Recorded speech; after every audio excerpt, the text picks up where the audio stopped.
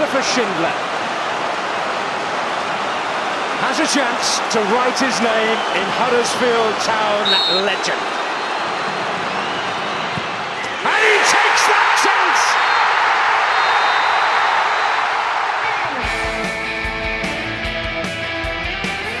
Brady down the left and Moy stayed onside. Here's Mounier!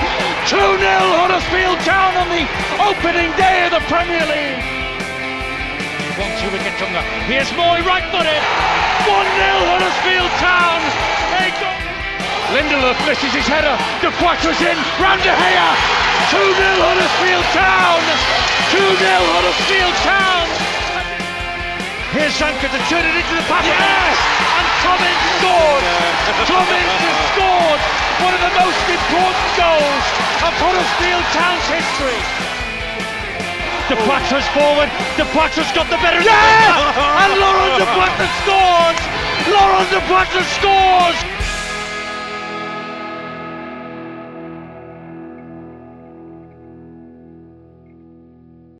Hi, how you doing? We're back and we're ready to do it all over again. Welcome to the warm-up, episode 50. West Brom travelled to the John Smiths this weekend, but can Town beat the Baggies?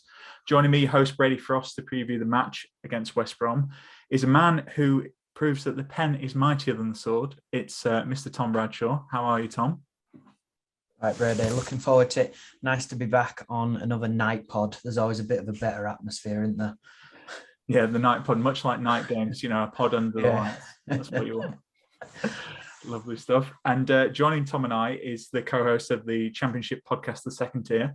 And he's also bringing some top-tier insight today. It's Mr. Justin Peach. How are you, Justin? Yeah, I'm very good. That's quite the accolade you give me. Top-tier knowledge. I don't know about that. Maybe some middle-tier knowledge, perhaps. But yeah, top-tier might be a bit of a stretch. I'll try my best. No, you'll be fine, mate. Well, obviously, we listen to The Second Tier. I know Ryan always likes to get his insults in, so I thought I'd butt you up as soon as you feel. That's a good point. Lovely stuff. Right, okay, so we're going to launch straight into it. It's time for Trash Talk. Oh, just settle it down, play on. Can we settle it down?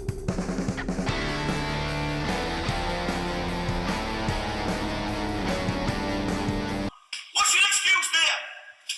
No excuse at all, no. Talk. Okay, so there's one man who's going to be the focus this weekend, and that's Callum Grant. So he's played for 5 clubs during his career. So Justin, how we play Trash Talk is I'm going to get you to make an opening bid. So Callum Grant's played for 5 clubs, and I need you to give me a bid of how many of those clubs you think you can name, and then Tom will see if he can better it. Oh, I think I can name 4. Oh, 4. Tom, can you name all 5? I don't think I can. I actually think I can only name 3. Can't think where he was before Charlton. Okay, well that's you just giving him one there. Oh yeah, Justin probably didn't have that one, so he's probably got all 5 now, hasn't he? That was one of them. I think I might have 3 actually. Okay, so you said 4, Justin. So you've got 30 seconds to name 4 clubs that Callum Grant has played for, and your time starts now. Might have shot myself in the foot. West Brom, Huddersfield, and Charlton are the easy ones. He was on loan somewhere, and he was bagging goals. Was it AFC Wimbledon? No, I'll let you have another go though. It's going to be a London-based club, and I know he was banging the goals for Barnet. No, 5 seconds. Can you get that for? Don't know. No, off. Okay. It's gone. All right, shot yourself in the foot there. It's all right. We've had many a guest who've come on, and I think they can do it. Overconfident. The tactics paid off. Put him under pressure by giving him one. Exactly. There you go. Always in his head, mate. So the club you might have been thinking of, Justin, was Crawley. So he made his 15 appearances and got 9 goals. So he's played for Cambridge as well. Yeah, not the Cambridge. I know it's an M25 club. Maybe Crawley was that one. I mean, Cambridge was a 1 month loan deal, and Crawley, like I said, 15 appearances. So a bit of a tough one. But I appreciated the effort. That was a good effort. But like you said, Tom, I think it's his background that psyched you out. Probably, let's be fair. It is. The tears. Yeah. Okay, cool. So we'll move on. We'll talk a little bit about the game on Saturday. So obviously Valérien Ismaël's coming in the summer, and West Brom sit third in the league with 32 points. Only Bournemouth and Fulham are ahead of them. So they've won 9, drawn 15, and lost just 3 of their 17 matches this season. However, they have lost their last 3 away matches. So, Justin, I'll come to you first, as soon as you cover the Championship. So I think it'll be good to get some insight from you about West Brom. What have you made of them so far this season? They've been really interesting in the sense that they've been quite up and down, which is quite strange to say, given that they're third in the league. But they started ridiculously well. They were banging in the goals. I think they beat Sheffield United 4 or 5-0, if I remember that rightly. And it looked like things clicked very quickly for Ismaël. But then there have been some really poor games. They scraped a 1-0 win away at Peterborough just before the first international break, and that's where I think the cracks really started to come in for West Brom. And obviously that Stoke defeat before the last international break, not this one, but the middle one's too many international breaks in the first half of the season.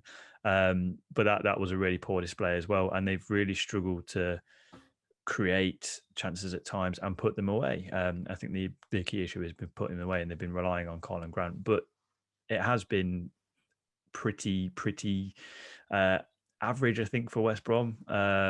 Alex Mount being injured for the last 5 games hasn't helped. But for me, they're a side who have got 2 or 3 more gears to go.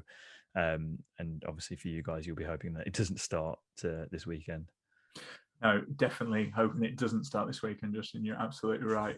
Tom, how are you feeling about this one from what you've seen of West Brom this season? As usual, I seem to come on when we're playing teams who have amazing squads when you look at them on paper. So just looking at their squad for the last few games, I'm already maybe not dreading it, but it's not one that I'm licking my lips at, I guess. But then I looked at their last 3 games. Maybe the results haven't been too impressive.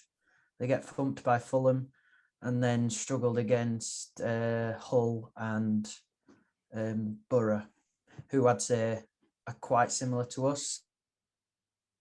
Mm-hmm. So maybe that's a bit of a balance. But I just think that squad is just so good. I was just, when especially looking for key players, I'm just looking at the list that you've got is pretty insane. No, fair enough. I like how we've got both balances there. You're probably dreading it a bit more like me. I mean, it's quite interesting though, because I was having a look, and they do concede quite a few late goals. So in the last 15 minutes of games, I think if you break down a match in 15-minute periods, they do concede a lot in the last 15 minutes, and we've seen that Town have scored a few in the last 15. Obviously, you think of the 1-0 win over Millwall most recently. So that could be a bit of an interesting one. But I'll come to you again, Justin. Obviously, Tom talked about it there. West Brom have got a lot of good players, certainly on paper, a really good squad. Who have you picked out as kind of a key man for them in this game? The obvious one is Alex Mauer. I mentioned that he was out for 5 games with a foot injury. I think he picked up against Birmingham City, and it looks like he's going to be back in contention this weekend, which again for you guys, it's terrible timing. He makes things tick for West Brom in a different way in that final third. I think Robert Snodgrass, you saw how poor he was against Fulham when it was on Sky not too long ago. He's been the man in there who replaced Mauer, and just not the same. It just isn't the same. But as I say, Mauer just makes things tick. He's your typical box-to-box midfielder, but that's probably doing him quite a disservice because his left foot arguably is the best in the league. I think the other one is Callum Grant, but Callum Grant can't do it without a good supply of chances. And Alex Mauer's a player, as I say, makes things tick in that final third. And if he's on form, West Brom may well get 3 points. Yeah, I wouldn't disagree with that. Hell of a player at this level. And obviously you got to link up with Ismaël because we saw how good Mount was at Barnsley last season. Tom, what about yourself? Who've you picked from the West Brom side? Well, it's a bit of deja vu, broken record syndrome for me again. I think like I'm on again and I'm talking about a key player who's another former player for Town. I think it was Joe Lolly against Forest. He ended up, did he score that day? And then Billing against Bournemouth, and then it's going to be Callum Grant today. I just think I'm sure it's the same for every club, but it just seems so Town. When an ex-player comes back, they always seem to be on the best, at least get a goal. He's played every game so far this season. I think he's on 8 goals. So he seems to be picking up where he left off in the Championship. So, I mean, he caused a lot of problems for teams when he was with us, and he's only going to be better than when he was with us. So I'm going to go with Grant, but once again, like I said about that squad, like Kyle Bartley, class player, Mowat, Livermore, Phillips, there's so many names in there that I could have picked, but Callum Grant's my pick for the weekend. No, and I think that's a good shout. I was going to ask actually, Tom, because on the Old Town Twitter, which is, football Twitter, never the best barometer of actual opinion, but there seems to be a debate about Callum Grant, and if, I don't know, some people are thinking of potentially booing him, which I just, from my perspective, seems a bit silly given how he scored the goals that kept us up, and then we got a good fee for him. What do you think about that? So I thought he left well. When I look at how he left Charlton and how the Charlton fans kind of reacted to him leaving, I don't think they particularly were very nice, especially when we played them at home that time. He went and shushed them straight away as soon as they scored. And all I remember from when he left us was Town fans were actually quite amicable towards him, and he said some nice stuff on his Twitter, I think, and a lot of people wishing him well. So I wouldn't be booing him, but you never know. I remember when Rhodes came back, there was a few boos, and that was another one that was a bit odd, I thought. But yeah, I'm going to be in the no boo camp, Brady. I will also be joining you in said camp, but I am actually going to the game on Saturday, so I imagine he will get booed, and he probably will score, and he will shush us. That's how it's going to happen, isn't it? So my key player for West Brom, I've actually gone for his kind of strike partner, if you like. Although West Brom have been playing like a 3-4-2-1. I'm going for Callum Robinson. So 5 assists this season, 3 goals. I think he's forming quite a good partnership with Grant, and I just think he's a great player at this level. We saw what he did at Preston, Sheffield United. He was actually quite good in the Prem as well.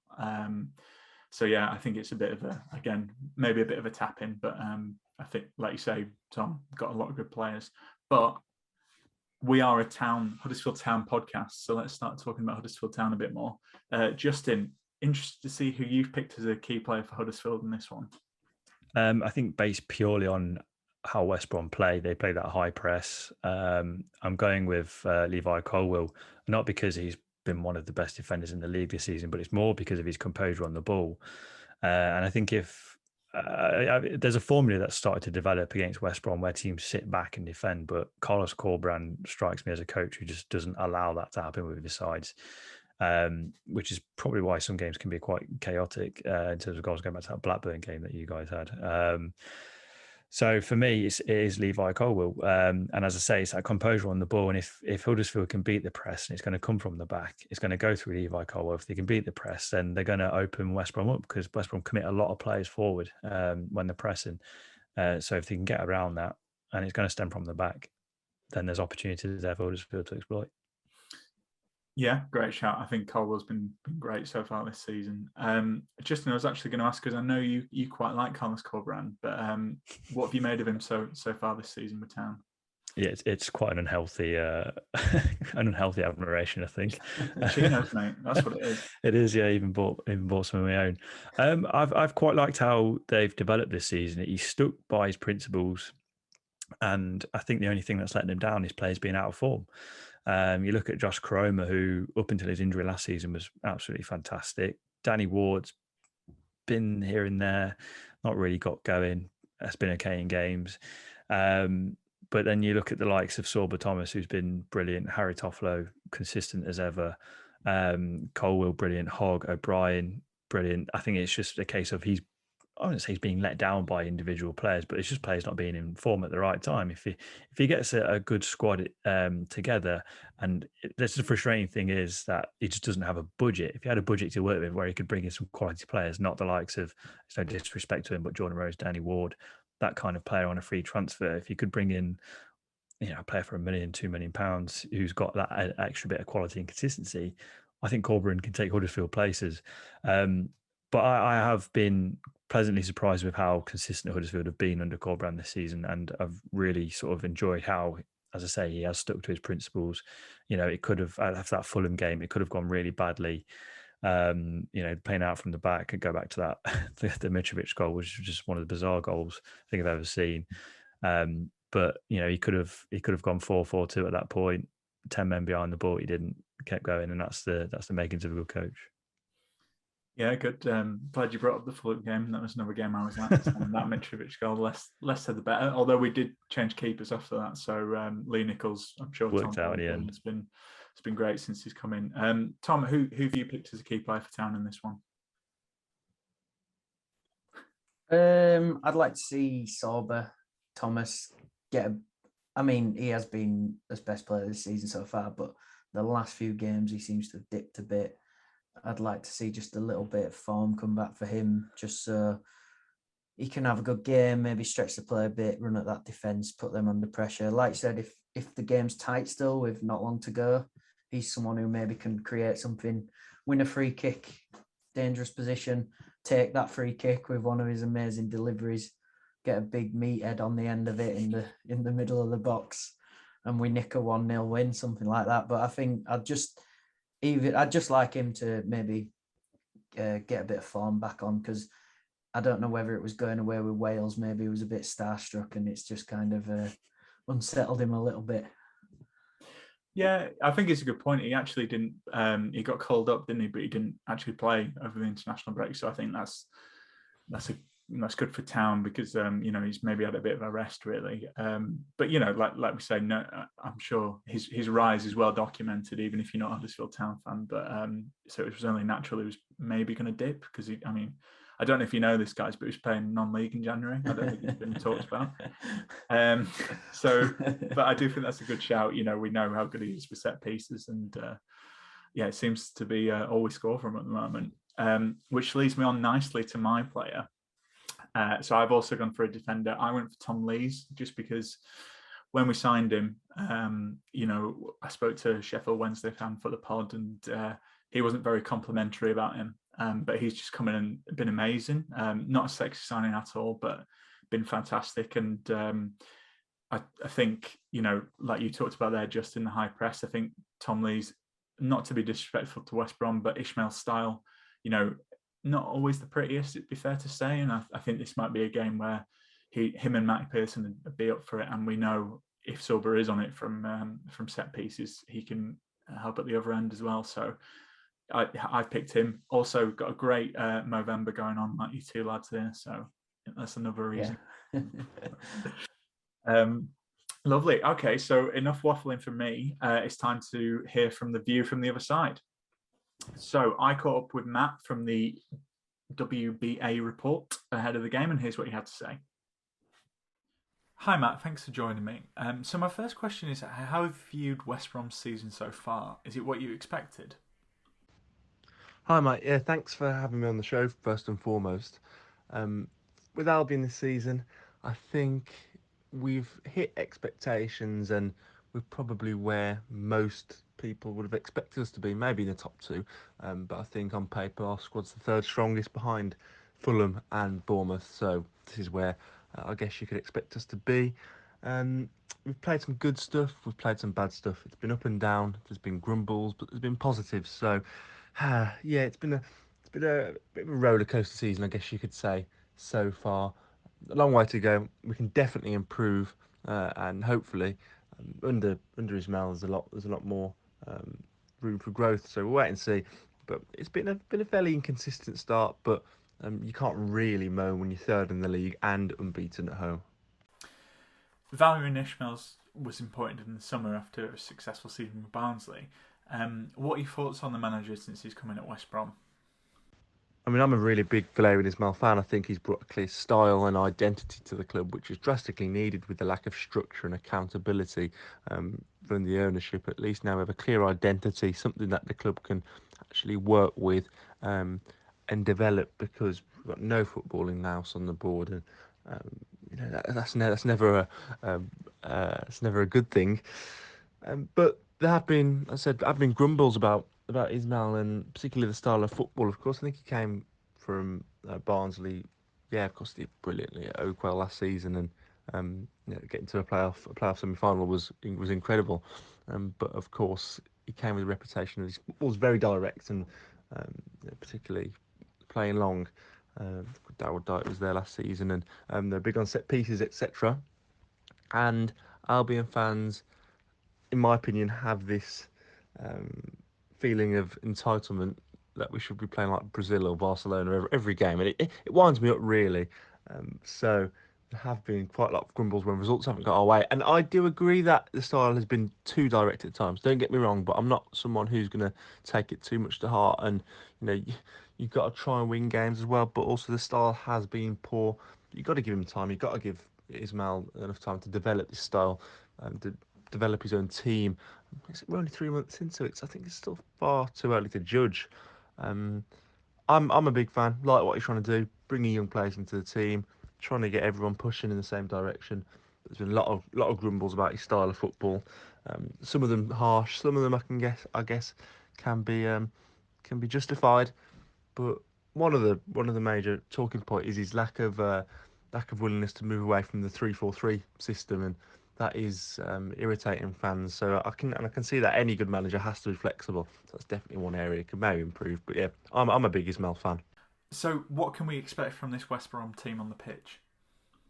So regarding what you can expect to see from Albion on the pitch, of course, yeah, I've mentioned the style has been direct at times, and I actually think that we'll try to play the ball on the floor. That is what we're trying to do, and it's developing, and it's getting the last two games against Hull and Middlesbrough.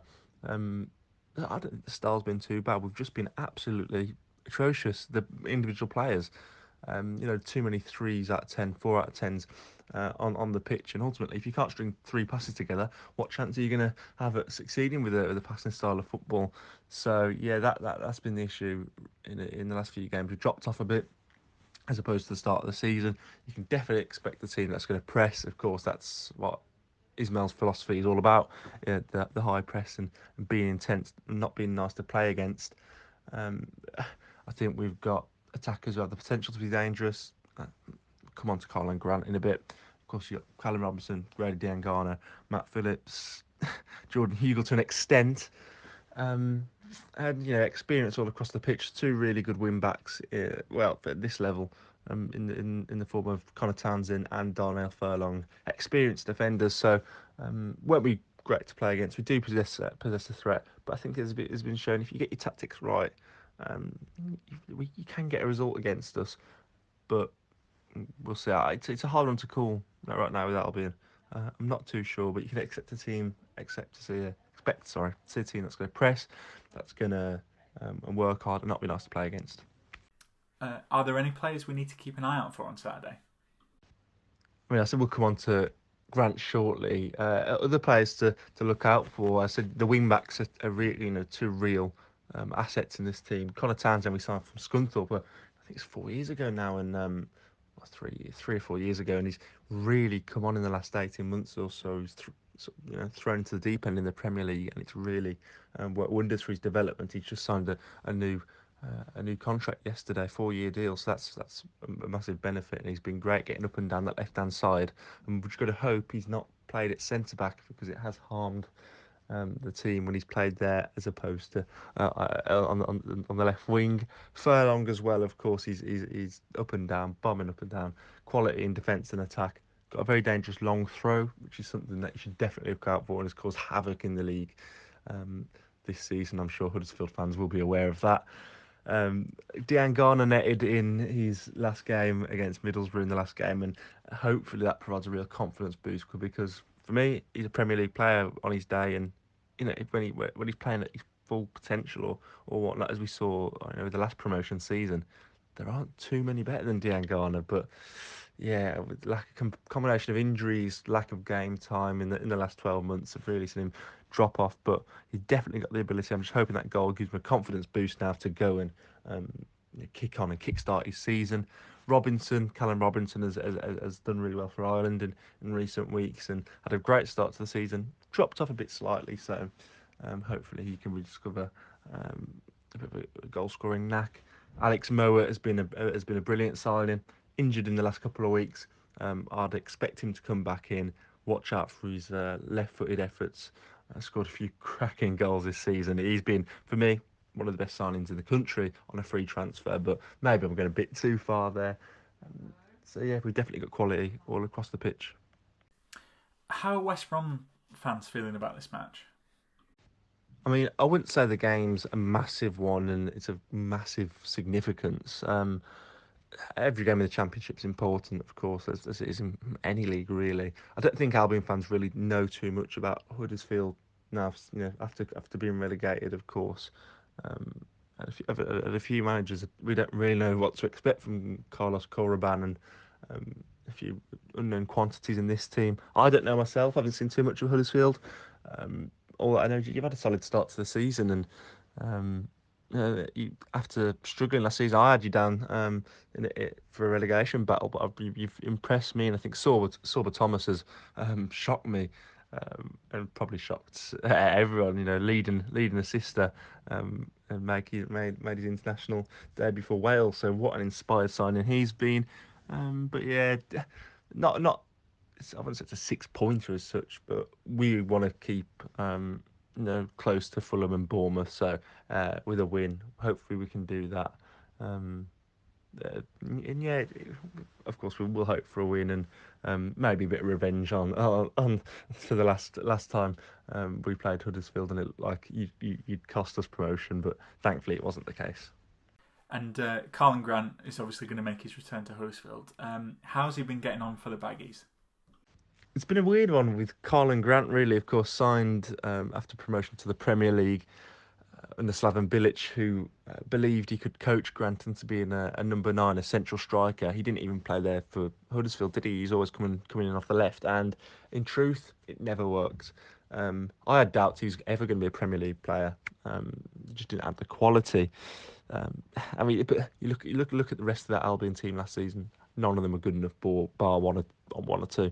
So it's probably too harsh to say, oh no, you can never make it in the Premier League based off that. He wasn't a striker. He was playing centrally when he got the chance, not his strength. And I mean, it was probably the best option we could have gone for with the limited budget we had. So he struggled in the Premier League, questioned it. It wasn't full of confidence, and I don't even think he started this season off incredibly well. I was a bit questionable of his performances and doubted him again. All of a sudden, I'm slating why he didn't come off against QPR one night, and all of a sudden he goes and scores 2 and wins us the game. And I think from there, really, he's just gone from strength to strength, and he's looking really good now. He's looking sharp, he's looking dynamic, he's looking quick, he's looking efficient in front of goal, and coming in off the left hand side, which is obviously a big part of it. He's probably been our most efficient attacker and definitely the most prolific. So, yeah, it took a long while for Grant to find his feet, but we finally sort of seen the signs of why we paid that £15 million over instalments of 2 every 54 billion years. But yeah, Grant is finally coming good. Can see that ability now, but it did take a while. We'll see how he pushes on, if he ever will be a Premier League player. And finally, Matt, how do you see the game going? And if you had to give a score prediction, what are you going for? I'm definitely not expecting an easy game. I mean, Huddersfield have given a really good account of themselves this season. And I think going to the John Smith Stadium, we've struggled against the Terriers, and I wouldn't expect us to walk, cruise past you for sure. How do I see the game going? I think I'd hope Albion will look to dominate possession and be the more threatening team. I definitely wouldn't count Huddersfield out of it. I think you'll definitely also threaten going forward. Already mentioned Sorba Thomas, so I'm feeling it might be a pretty even game. I'm hoping we can edge it. I'm hoping we can take control and then go and get the goals to win the game. So I'll say Albion are going to win by 2-0. But that might flatter us, and that probably flatters what I'm really thinking. So It won't be easy, but hopefully, without being too arrogant, we can just take control, use the quality of player that we do have in this league, and go on to comfortably win the game. Brilliant. Okay, so we've heard from Matt. Now it's time to take a trip down memory lane. It's time for Return to the Mac. Christopher Schindler has a chance to write his name in Huddersfield Town legend. De Poitras's got the better. Yeah! And Laurent De Poitras scored. What a goal, Aaron Moy! An absolute thunderbolt delivered all the way from Australia. Return to the Mac.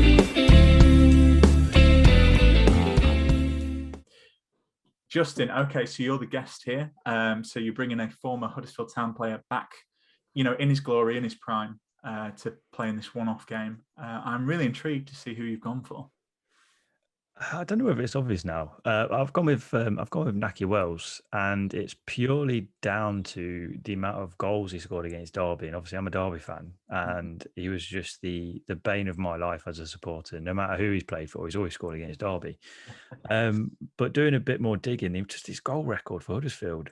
And again, no disrespect to Huddersfield. It was a very average Huddersfield side under Chris Powell. I think Mark Robbins cross pass at one point. But 44 goals in 146 games for a team that was batting around in lower mid-table is an incredible ratio. And I remember the game where Derby drew 4-4 with Huddersfield in the season that we completely capitulated. And I was in the stand. It was a lovely warm day, and it was just utter chaos. And I remember Wells scoring the fourth, and it just took the life out of me. Obviously, a team scoring a fourth goal quite late on in the game as well. You don't think you're going to get back into it. Fortunately, we did. Didn't matter anyway. Not that I'm bitter. But yeah, just Nahki Wells, just a born goal scorer, and I don't think he's ever recovered that form he had for Huddersfield. Yeah, listeners to this pod will know I'm a big fan of Nahki Wells. We got good money for him when he went to Burnley, but I always thought we never should have sold him, really. I know he wasn't the most prolific, but I just think, we're not talking about the Premier League anytime soon, but I would have liked to see him for us in the Prem. I think he deserved his chance, didn't he, I think? Oh, 100%. But then again, I don't think he was worth 8 million, so it was good money. But it was £8 million. Yeah. Wow, I did not know that was the fee that was paid for Nahki Wells. Again, no disrespect to Wells, that's a lot of money for a poacher. That's incredible. Yeah, I mean, that just justifies his goal record. That's an incredible amount of money to get for him. Yeah, well, a lot is made about Town's recruitment and how we wasted the Premier League money. But we bought Tom Ince for 10 million and sold him a season after for 10 million to Stoke. So maybe not too bad, to be fair. But yeah, I love it. Good shout, Justin. A good opener from your first appearance. So I'm very, very pleased. Tom, who have you gone for? Have you gone for a striker as well? We always seem to pick strikers, I think. Yeah, kind of striker, but more forward. If we're playing the kind of Carlos formation, I've gone for someone who is technically in the squad, but as a coach. So I've gone Danny Schofield to come back and play on that right side, probably where Sinani plays, but. I just think, wow, what a player Danny Schofield was. Probably my favourite ever Town player. 248 appearances, which is amazing. And I just, I'd love to, if I could go back in time and maybe watch it. This is like a League One player, really, as well, at his peak. I would go back and watch him play football, because I just remember he'd run at players with no fear. He kind of maybe didn't look like the best footballer, but he just used to be able to do stuff, take players on, score some absolutely worldies, and kind of just pull stuff out of thin air. So I'd like to see Danny come back for a couple of, just this one game, but I'll just pick him every time I'm on from now on, Brady. No, why not? I mean, like you say, he's on the list of coaches, so it's quite an easy move. Yeah, really, exactly. Yeah. Probably wearing a tracksuit anyway, so it's halfway there. No, I think that's a really good pick as well. Going to be an interesting poll, this one. So I've gone, I think this is recency bias, and probably because I watched the highlights of Stockport County versus Bolton. Bolton did lose this game, but I've gone for Elias Kachunga. really, really liked him when he was at Town. Obviously, our promotion season, don't really need to go into detail for the listeners because we all liked him and, just worked really hard. And I think, Holmes has got a knock. I don't know if he's going to be fit for this. We're still waiting on team news, but I think he'd fit quite well on this Corberan side. I'm talking about the 16-17 where he was always at the back post and kind of popped up. So I think he fit quite well. But I will be interested to see the Twitter poll for this one because I think it'll be quite close. That's some Town favourites there. 3 probably most recent Town favourites anyway. Yeah. So we'll see. Who's going to get bragging rights? We'll find out. I'm keen to see. Anyway, it's time for You're the Boss. So, Justin, I know you like Corberan and his chinos, but for this game, he can't make it in the dugout. So you're going to be in charge for this. So I always ask this to new guests, but if you're the manager, so you're managing Huddersfield Town for this game, I need to know what you're wearing. Are you going suit? Are you going tracksuit? How are you leading out Town? Oh, it's a great question. I love that question. That's amazing. It's a great. I'm absolutely torn. I'd never wear a suit. I'd be more casual, a bit like Corberan, to be honest. Just a pair of white Vages, some like light brown chinos, and maybe like a zip up jumper. Just keep it casual. I mean, it's quite mild. It's a nice mild November, so I don't need to wear too much more than that. I like it. You did well under pressure there. And I think there was a little bit of buttering up for the listeners, which is good. Justin, what's as we're on about like manager fashion? What's your take on like Paul Tisdale kind of style? It's too far, isn't it? It's too far. A cravat and stuff. Yeah, apparently he's friends with designers at Ted Baker, isn't it? It's just too far the other way. I mean, he's a good coach, but his style's a bit too much, a bit too flash. Yeah. This is it. Come for football chat, cravat chat. That's what we're after here. Justin. You're not going to. Again, we'll get onto your lineup in a minute. Are you not going to suit if it's like a final? Are you still keeping it cool? A bit chilled. I'd keep it consistent. I remember Chris Powell quoting like he'd wear a suit at home, but he'd wear a tracksuit away from home because he wanted to feel part of the team, like going away from home. So I would just keep it casual. I think a suit's far too formal, especially for football. No one wants to wear a blazer and a tie at football anymore, especially when it's too hot. It's not nice. Stone Island away from home. Flashy badge. Well, again, this could be a separate podcast, so I think we'll go back to the team. How would you line Huddersfield up for this game, Justin? It's an interesting one. Obviously, Nichols is the obvious pick in goal. Pearson and Lees are again obvious picks.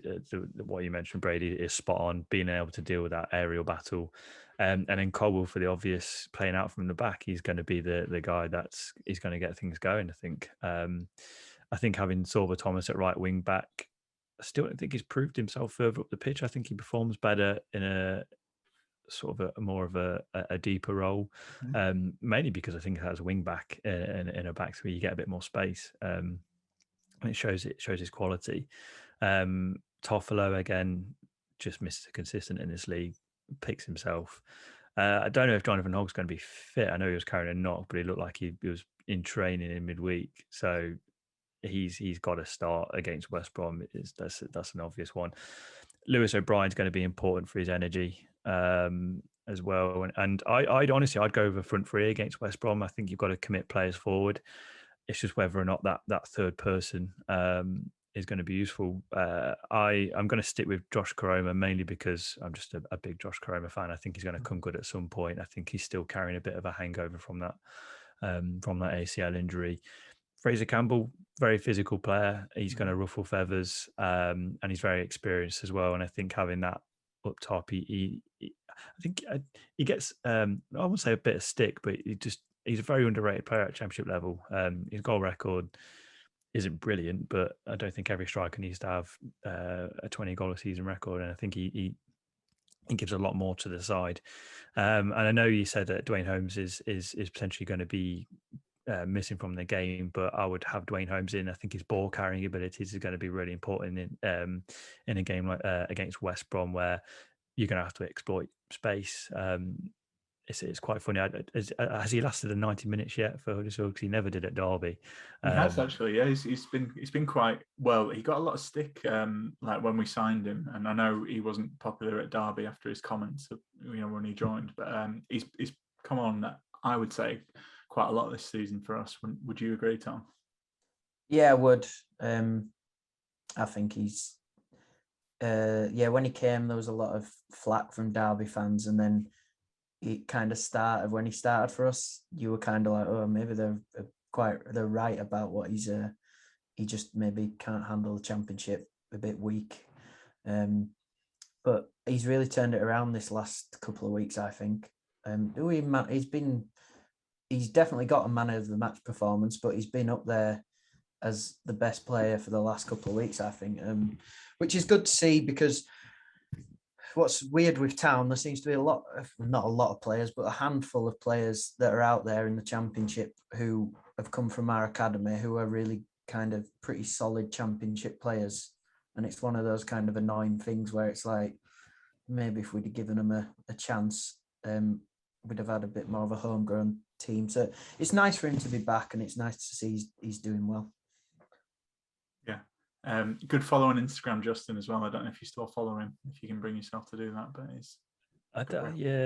he games a lot, doesn't he? I think I unfollowed him after he left Derby. Maybe the comments got to me a bit too much, but I've always liked him. I think he's a cracking player when he's fit and firing, and I think another important factor in the game against West Brom. Yeah, very wholesome stuff, I would say. Although he did post, because he's part of the Lads Do Movember, he did post that he looks like Borat today. So I'll still up, but you should check it out. I think that was a really good lineup, Justin. Tom, have you done anything different? I suppose the kind of one is like, do you do Ward over Campbell? It's pretty much the same as Justin. So Nichols, Colwell, Lees, Pearson, Toffolo, Thomas, O'Brien, and Hogg. And then my front three is that's with if Hogg's fit, Sinani, Holmes, and Wards. I've gone same lineup as Cardiff. I think giving him, because this has kind of been his lineup for the last couple of weeks, and it's been all right. I think maybe they got a bit tired. Hopefully, this kind of international break has charged a few batteries. And then I just think, Campbell, I really like Campbell. I'd say out of the strikers we've got, I think he's the best striker we've got. But I just think Ward maybe offers a bit more trickery, and he's got a bit more skill about him, whereas Campbell comes on and he's there to rough players up and annoy players. And I think maybe the likes of Bartley and are just going to have his number. Do you know what I mean? And I think bring him on later on when everyone's a bit more tired, bring on that Campbell energy just to annoy people. I had a question as well, and I don't know if you know this, Brady, but because I was thinking Sinani, there's not really anyone who can play in that position other than him really at the moment. And I was looking through the squad and I just thought, what's happened to Reece Brown? Is he just done at Town? It looks like it, doesn't it? I mean, he's playing for Peterborough, who are obviously well liked on this Town podcast. It's a bit of a weird one. I thought he'd get a look in, but he just doesn't seem to be, does he? I think he's like they don't want anything to do with him, and it's a shame because I thought he wasn't too bad at League One. He wasn't like in the team of the year or anything, but I thought Peterborough might come back in for him. So apparently too much, wasn't it? I think Fry wanted him, but we were asking too much, apparently. That doesn't sound nice. I know. But I just think there's that, maybe that right side is where we're just lacking just a little bit. Because I guess Thomas could play up there, but then he's like Justin said, Thomas is doing really well as like a wing back. So it's kind of like then who replaces him. So that's my starting 11 for Saturday. I think that's an interesting point. It'd be interesting when Peeper comes back in, because obviously he's been out injured. So I wonder if Thomas might get pushed up then. I've not made really any changes to you guys. I think the defence and the goalkeeper pick themselves at the moment. The other one is Hogg. I agree with you both. I think if Hogg can play, he should play. I think we'll need him. But if not, obviously you bring Scott High in because Vallejo's not fit, and I quite like Scott High, but again, he's a young player, and I don't know. I think he can be a bit hot and cold. Thomas Toffolo, O'Brien, as the other kind of 4 in the 3-4-3. I've picked Sanani as well. I don't know if he's played for Luxembourg. I imagine he has. He seems to play. I don't think they have a wealth of talent. It would be fair to say. I've gone Ward. I agree with you, Tom. I think Campbell, bring him on last 20 minutes. I know I always say this, but if I was a defender, I'd hate playing against Campbell because he's just always on you. And I've gone for Karoma. I don't know how fit Holmes is, but I think he's a bit unlucky to miss out. But I feel like Karoma needs a goal and needs a performance. And I wonder, against a big team, if maybe this is a game to put him in. And I like you, Justin. I like Josh Karoma. I mean, who doesn't like the guy who scored the most goals for you last season? So yeah, we will see. But I'll come back to you actually, Justin. So we always close with a match prediction and how you see the game going. So how do you see this one playing out? And if you had to give a score prediction, what would it be? Yeah, it's an interesting one. Ryan and I previewed it in our latest episode, and I swung more favourably towards Huddersfield. I do think Huddersfield can get a result here. I think it is going to be a tricky game, but I generally think if they can beat the press, I think they can nick a result. And West Brom don't always, after an international break, they've not had the best of starts coming back into games. So I think if Huddersfield can capitalise, they'll definitely get a result. I want to say a 1-0 win, and obviously Huddersfield's clean sheet record and West Brom's recent away record just sort of lends that a little bit more. I think it'll be a surprise result. Lovely. You can definitely come on again, Justin, as long as you predict good town results. That's the caveat. Tom, are you feeling optimistic? I've got written down in front of me score prediction 2-1 West Brom. So that. Tom. I just think it's one of those, isn't it? They're gonna win away from home eventually. I just can't get past how good that squad is for me. And like you said, Justin, with Mo at back, he's class player. Him, I love watching him play. And then Grant's gonna get a goal, isn't he? Like that's written in the stars. Grant will score. Mo normally scores past us, doesn't he, as well? So. There's 2 already, and then I think we'll probably go 1-0 up from a corner and then throw it away. That sounds frustratingly predictable. We've all gone for a different result here because I'm actually going for a draw. I think this is going to be 1-1. I think Grant is going to score. I can just see it. Maybe the last thing I see before I go to bed, but Callum Grant shushing Huddersfield Town fans after they've booed him for no reason. But we are good at set pieces. We've caught people out. We seem to switch it up. I just think Thomas's deliveries, I don't think people have quite, we are switching it up, and I still don't think they really know how to deal with it. So I think 1-1 playing QPR in the week. I think, if we can, the big thing for Town this season has been not losing 2 and 3 on the bounce, so I can see this being a draw, and then as long as we kind of keep picking up points, I think that's good for us. So we will see. But Justin and Tom, thanks so much for coming on, and thanks to everyone for listening, and we will be back to preview the next match. So thank you very much. Oh, what a night, late in May in 2017. Schindler scored, it was a heaven dream. What a feeling, what a night. Oh, what a night. Wagner singing, we are Premier League. The greatest sight, St. George's Square to see. What an evening, what a night.